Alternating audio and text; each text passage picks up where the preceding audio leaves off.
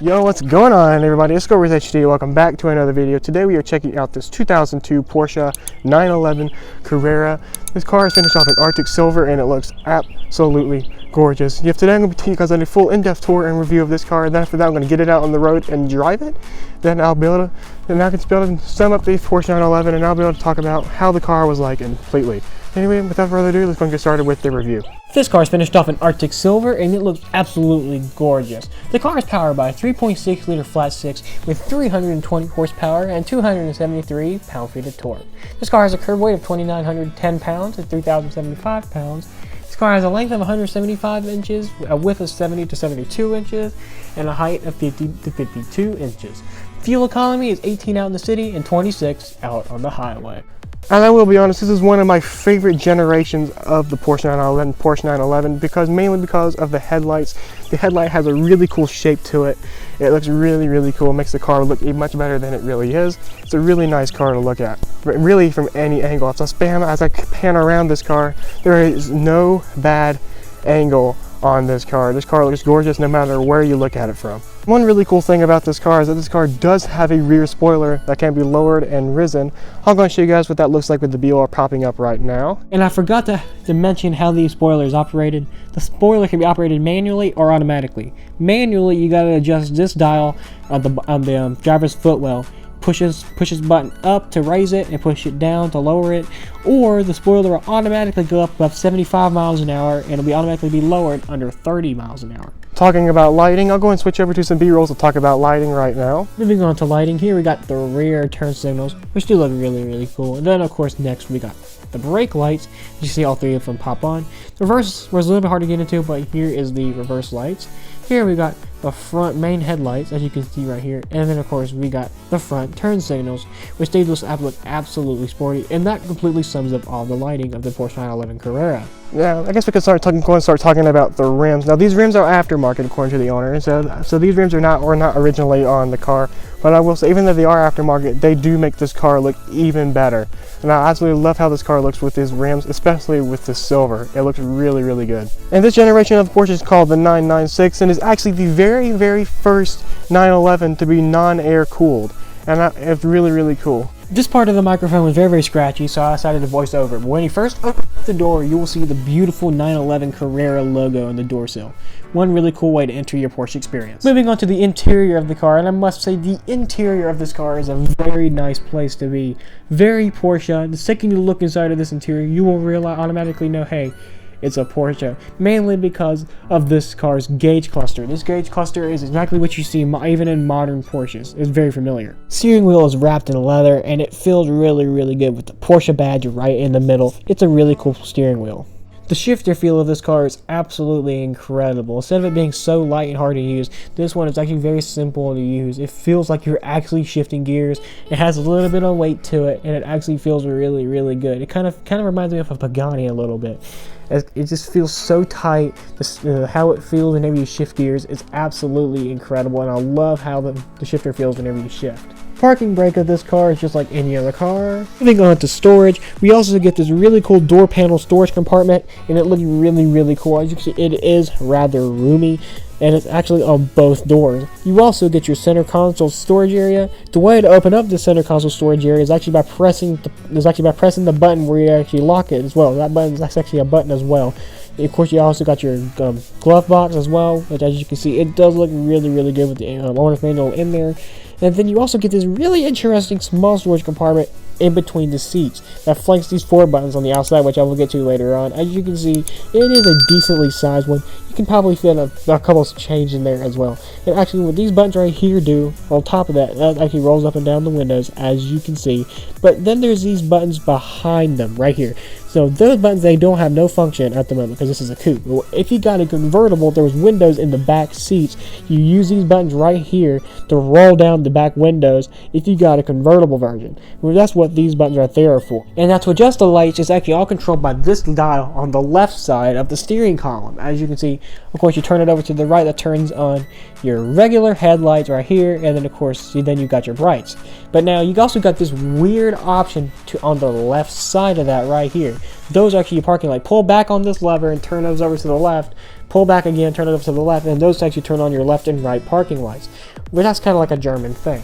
And if you look anywhere on the interior of this car, you will not see the mirror controls. It's not because they don't have them. It's just because they're in a very genius spot. They're actually located right here. It's kind of a good idea because it doesn't clutter the steering column area.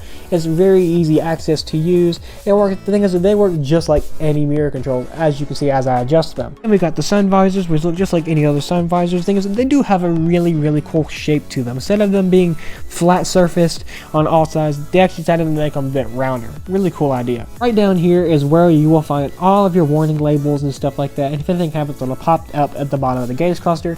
All the seat controls are simple. This car does have memory setting seats, as you can see as I'm pressing these two buttons. The seats they do have a set of memory. You can set whichever seat position that you want. You can automatically make it set itself just like that by holding it down. And of course the regular seat controls, they work just like any other seat controls. As you can see, I push this down here forward and backwards, it makes it forward. I'm not even going to go into it because it's just like any other car. The seats can be folded down by simply pulling this lever into the side of them, and of course they can then be folded down. Back seats can also be folded down too by pulling this lever on the side of the back seats. You pull this lever right here, and that's when, of course, the back seats can be folded down. Then you can have a little bit more storage in the back. Now, this car has a frunk and also an engine compartment. To open up the frunk, all you want to simply do is look in the driver's door sill and pull this lever right here. Pull this lever up, and that's when you can then access the front of storage area. And as you can see, when you look underneath there, you do have a lot of storage back up there because it is a lot of room. And then after that, to open up the engine compartment, you pull this lever on the driver's door sill, and that's when you can then open up the engine compartment, and that's when you can obviously admire that gorgeous 3.6 liter flat six, and it sounds absolutely incredible. Take a look.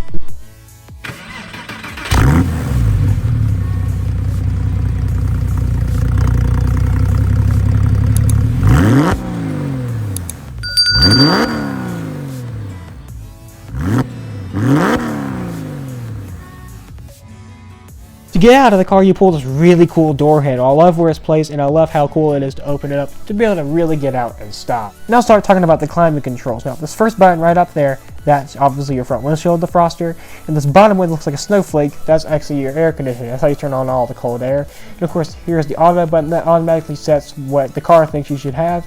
And of course, these plus and minus buttons, those actually adjust the temperature and fan speed. And as you can see, as I adjust the temperature, the fan speed actually does kind of go up all by itself. As you can see, that's what happens whenever you turn it on the auto section, which is really cool. That's what happens when you turn on the auto section.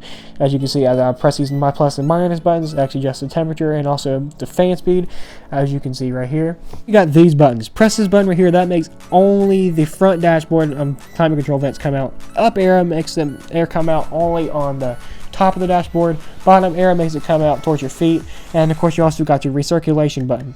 And of course, let's go and start talking about radio controls. Now, this far left dial, that'll obviously turn up and down the volume. As you can see, as I move this down, it actually adjusts the volume. This far right one, that'll obviously adjust the, as you can see, it actually adjusts the radio stations, as you see as I adjust through. You also got your preset buttons right underneath it. As you can see, as I press all these buttons, you actually adjust with the preset radio stations, and you can have a whole bunch of them. And of course, you can also eject the radio station. As you can see, as I press this arrow button, it actually ejects the radio. As you can see, it looks really cool. And this thing can actually be turned on and off by pressing this on button right here.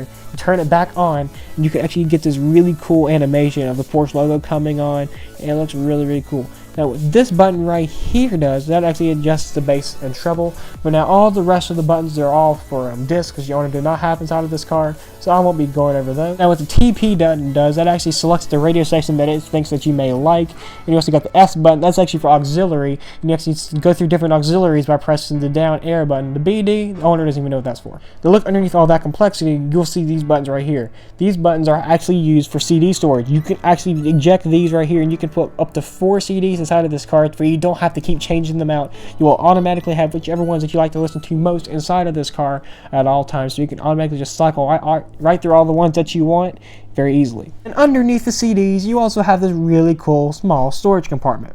Very cool for more practicality. To the left of all that, you have 3 buttons. Top one's traction control, don't want to turn that one off. The middle one's just a blank, doesn't do anything. However, this button down there, that actually turns on the rear windshield wiper. As you can see, that actually turns on the rear windshield wiper, and it's really, really cool. You also got your cigarette lighter, which this is like any other cigarette lighter from its time. Moving into the back seats, and I'm going to do the mission to climb back here. Now, the seat where I was sitting before, it was in the position I normally would, and even if I pulled the seats all the way forward, as you can see, it is still a little bit tight back here. I have like no headroom. I'm having to sit here like this. I have literally no headroom back here. Knees are right up against the seat. So the rear seat space is really not the best. This is not really a car designed to have rear seat occupants.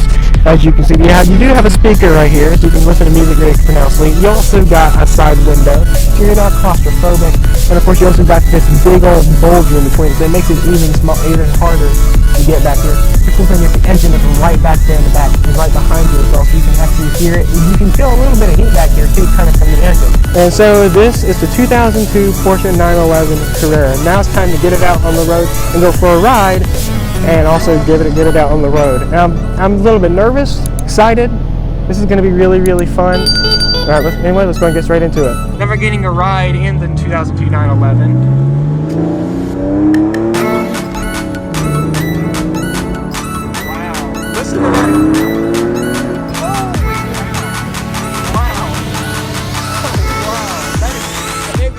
So much faster from the exhaust note. Oh wow, that's crazy.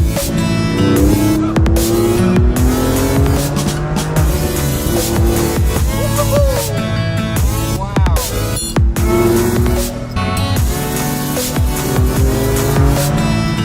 Holy cow, this makes so much fun. Wow, this feels about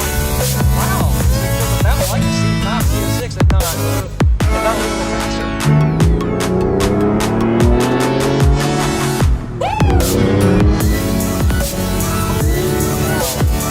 Time for the fun part. Switch it up. Now drive Porsche 911. Here we go. Time to drive Porsche 911. This is one thing you're probably going to see on the car that you have ever done. Without further ado, here we go.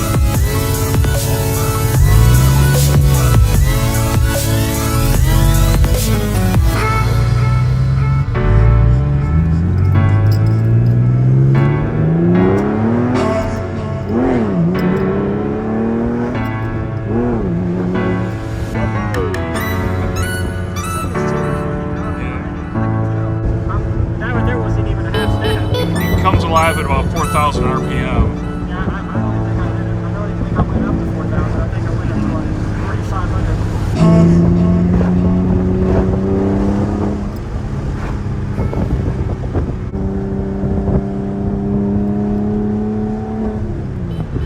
3,500. So far, my favorite part about this whole entire car, the exhaust note. The exhaust note is one of my favorite parts about this whole entire car so far. This thing, it sounds so loud. I mean, I'm literally at 3,200 RPM, and I'm literally just barely tapping the accelerator. You can hear it so pronounced. This exhaust note is absolutely incredible. I love it. I love this exhaust note so much. And I'm just cruising around in third gear right now, and I just love how this shifter feel feels. The shifter feel of this car is incredible.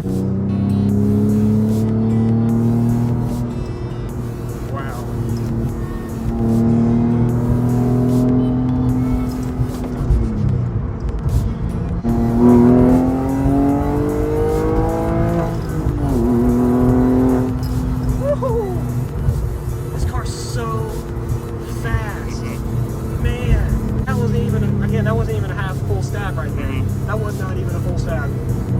Wow. Very first Porsche I've driven, and I must say, I'm not doing nearly as bad as I thought I would do.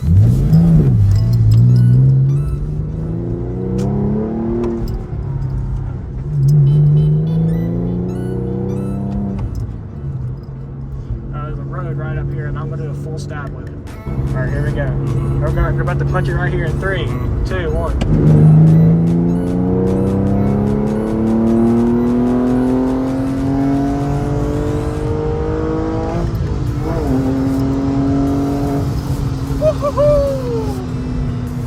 Holy crap. Wow. Holy cow. This car is so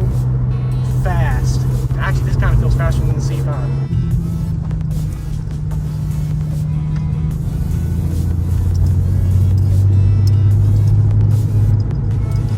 I love the handling. The handling is direct.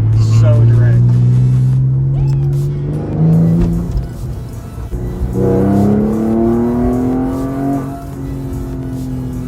Wow. I love driving this car. I don't want to get out of it, but I have to. Now, final thoughts on the 911 Carrera. I absolutely love how this car drives. It is so much fun to drive. Handling is incredible. Shifting feel is amazing. I love how the quick shift knob works. It is so much fun.